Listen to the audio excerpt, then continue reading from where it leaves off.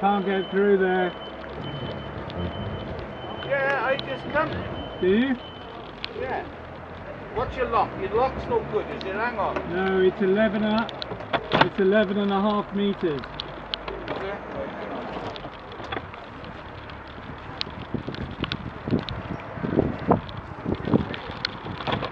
Incidentally, this is my mobility scooter. Is it?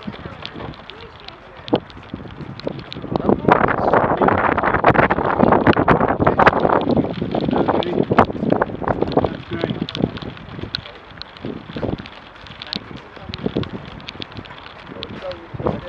Perhaps someone else can help you.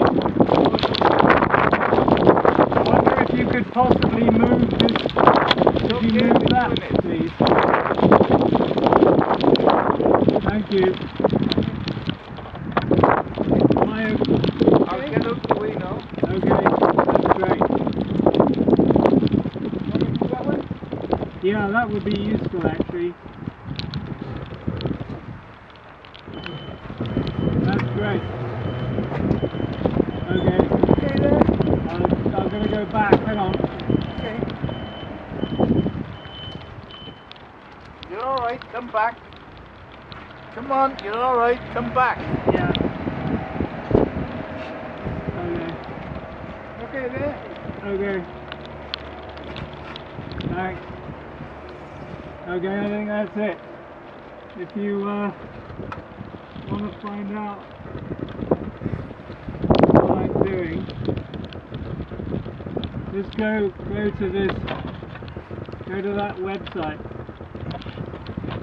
I've got all YouTube videos and stuff. Hello?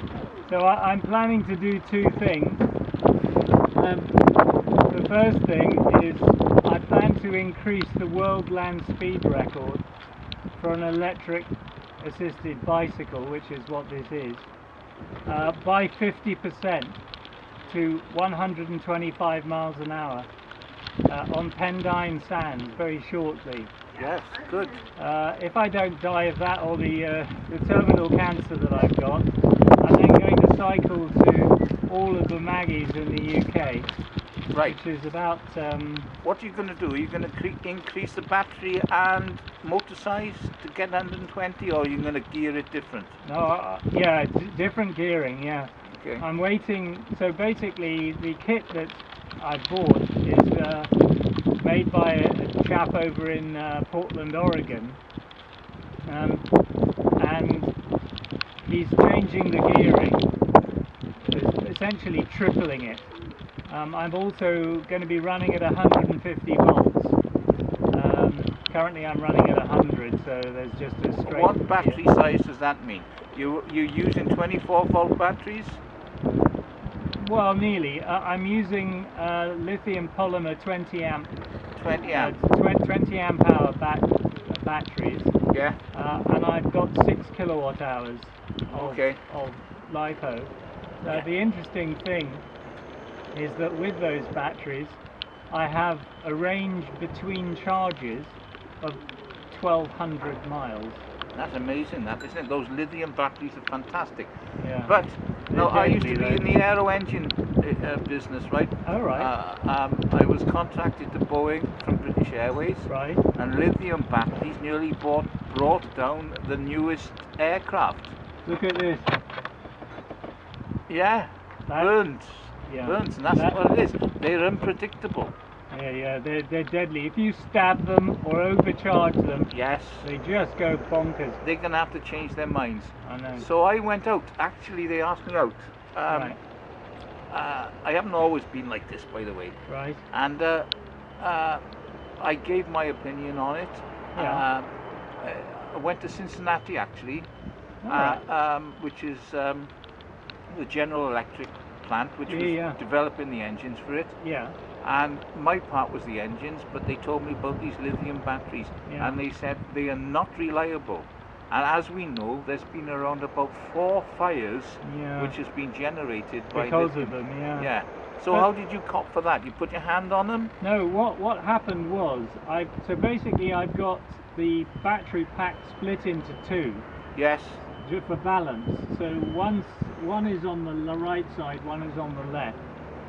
And what I then do is I use a parallel connector, so it's still the same voltage, but Yes. instead of 20, it's 40 amp hours. Yes. And I, because I'm aware of the dangers of fire, and Yeah. I mean, it's ridiculous. Yeah. And I was going along like this, and I heard a sort of a smoke starting to come up. That's it. That's the first signs. So I just shot out of here, Yes. and what had happened was that so basically this is chain driven, and what had happened was that the parallel connector had moved and was basically being sawed in half by the chain, right? So of course once it had gone through the insulation, it was shorting. So anyway, as it happened, I had both serial and parallel connectors on me. Yes. So I thought, oh, no problem. I can over. get going right now. Yeah. There's no harm done. Yeah. And as I was, so basically I was putting two connectors together. Yes. And as I did that, poof. Bang. That And was the what, reason- that's and the- what caused it. And the reason was that I'd used a parallel where I should have used a serial connector. Serial connection. Yes. Because they're all gendered. So the only way you can cock up is if you do that. And of course that's exactly what I did. If it's possible, what do they call it? Murphy's Law, that is. I've got it, well, all of the stuff is on that website. I'll have a look at it. No, Yeah, go on. tell me this now. Yeah, You want to achieve 150, 125, 125? 200k. Okay. And I tell you why I thought about this, right? I never, my original idea was only to cycle 2,000 miles to the Maggies, okay? Mm.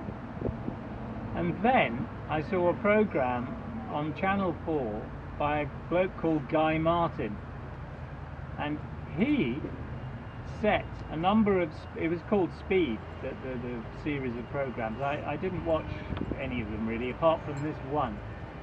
And in this one, he had a ludicrously modified mountain bike with crazy gearing, and on Pendine Sands, he was towed up to 60 miles an hour. And then let go. And then he was behind a turbo diesel truck that So- was essentially, A windbreak. yeah, but something the size of a house. Yes. And he was literally this far away from it with a standoff. Well, there bar. was also a amount of drag as far as he was concerned. there was He did nothing. lucky. Yes. But I mean, really, he was being sucked along. But okay, that wasn't what interested me. What interested me was that here was a guy on a beach 50 miles down the road who'd done over 100 miles an hour on a bicycle. Yeah. And so I went down the next day, and sure enough, I'd never been to Pendine, even though I've lived here for like 35 years. And sure enough, it's like rock.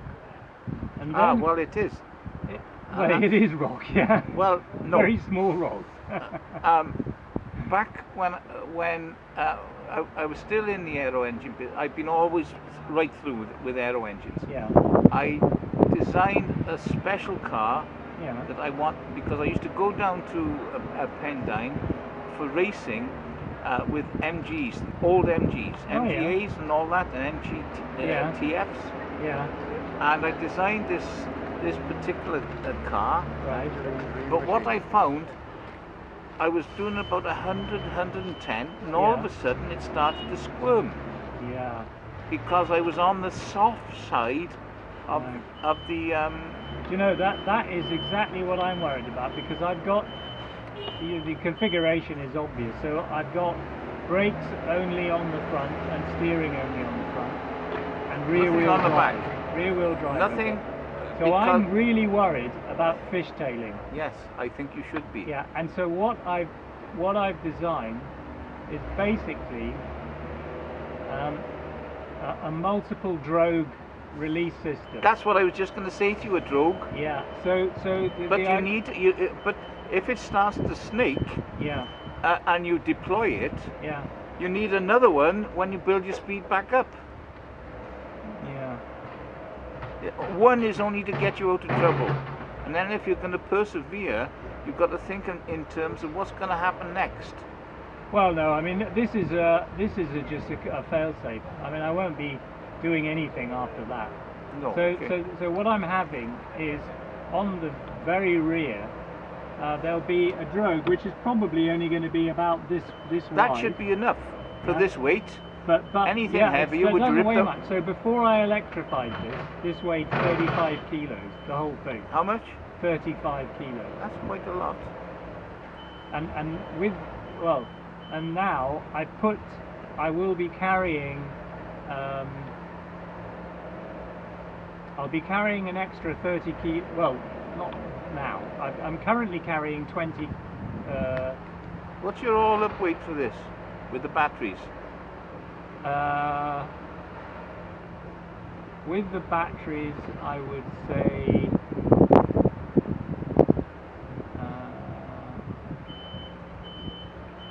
say 75 kilos. The convenient thing is that because of my cancer, I've actually lost 25 kilos myself. So I weighed myself this morning. I'm 58.5 kilos. I used to be 82. So I've lost. Well, you're almost being able to add that extra, the extra gear to it, then, aren't you? Yeah.